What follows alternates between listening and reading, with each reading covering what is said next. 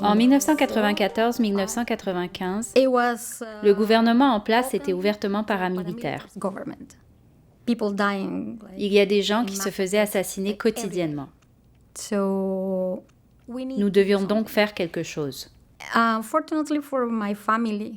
Malheureusement, pour ma famille, les paramilitaires ont vite compris que pour attraper mon père, ils devaient s'en prendre à moi. Touching me, like taking me, it was the way to get to my dad.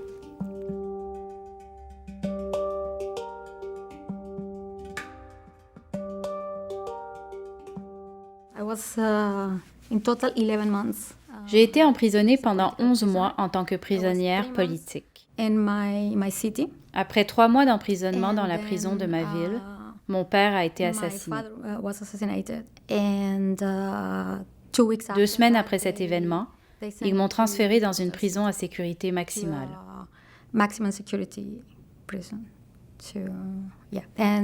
C'est là que ma plus jeune fille est née.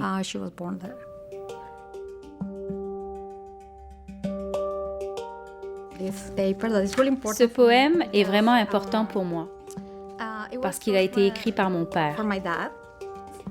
En fait, ce poème représente tout ce que mon père était. S'il y a une chose qui décrit la relation que j'ai eue avec mon père, c'est bien ce poème. C'est probablement la dernière chose qu'il m'a écrit. Voilà pourquoi il est si important pour moi.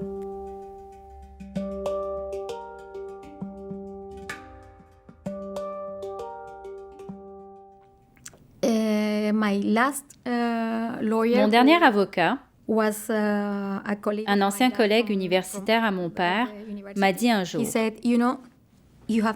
Tu dois absolument disparaître d'ici. C'est ta seule chance. Je vais continuer à te représenter, mais tu dois partir.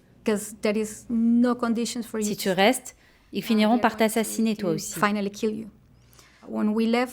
Lorsque nous avons quitté la Colombie, nous sommes tout d'abord allés en Équateur, puis au Pérou et en Bolivie. Nous avons ensuite traversé le Brésil et nous sommes restés 1 an et demi au Venezuela pour finalement s'établir à Windsor, en Ontario. Windsor, Ontario.